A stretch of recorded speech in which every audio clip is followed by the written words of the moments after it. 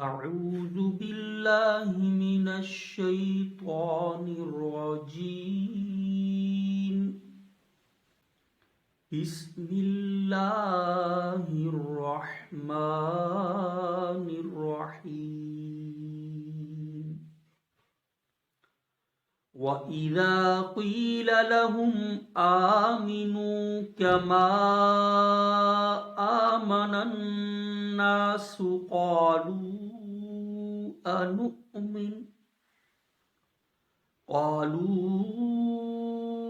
أنؤمن كما آمن السفهاء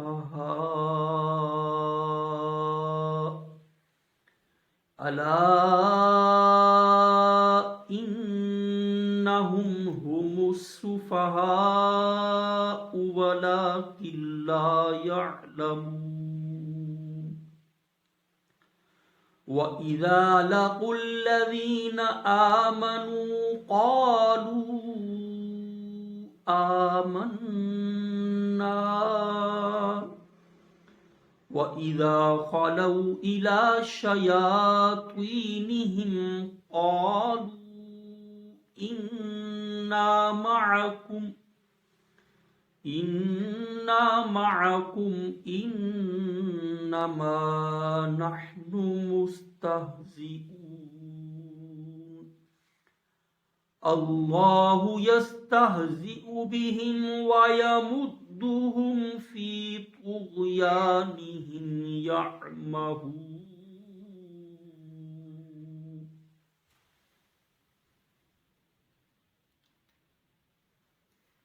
قرآن کریم کا ترجمہ اور تفسیر سورہ بقرہ آیت نمبر 13 سے شروع کر رہا ہوں۔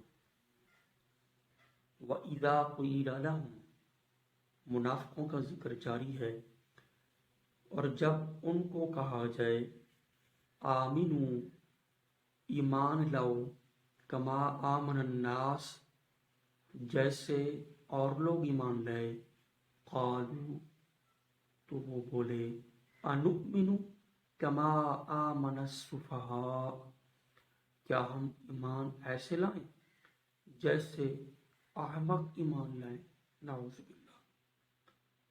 الا انہم ہم السفہاء، خبردار یقیناً وہ خود احمق ہیں، ولکن لا یعلمون، اور لیکن وہ جانتے نہیں۔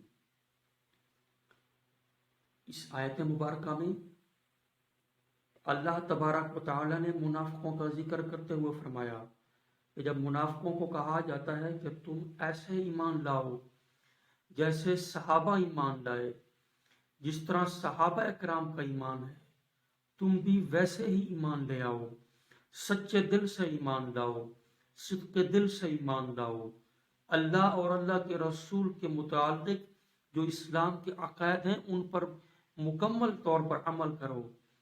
تو وہ صحابہ کرام کے بارے میں کہتے ہیں معاذ اللہ کہ یہ تو احمق ہیں۔ یاد رکھیے اللہ نے قرآن کریم میں صحابہ کے ایمان کو معیار بنایا کہ ایمان لانا ہے تو ایسا ایمان لاؤ جیسے صحابہ ایمان لائے، اور صحابہ کرام کو برا بلا منافقوں نے کہا۔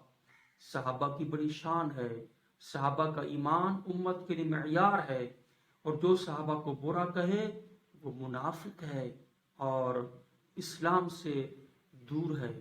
صحابہ اسلام کی روح ہیں۔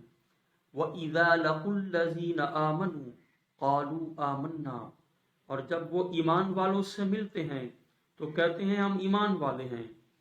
وَإِذَا خَلَوْا إِلَى شَيَاطِينِهِمْ، اور جب اپنے شیطانوں کے پاس علیحدہ ہوتے ہیں، کافروں کے پاس، دوستوں کے پاس، تو کہتے ہیں اِنَّا مَعَكُمْ، ہم تو تمہارے ساتھ ہیں، اِنَّمَا نَحْنُ مُسْتَهْزِئُونَ، ہم تو مذاق کر رہے تھے۔ معاذ اللہ صحابہ کرام کو تمسخر، مذاق صحابہ کرام کے ساتھ کرنا، ان کا مذاق بنانا بھی کفر ہے۔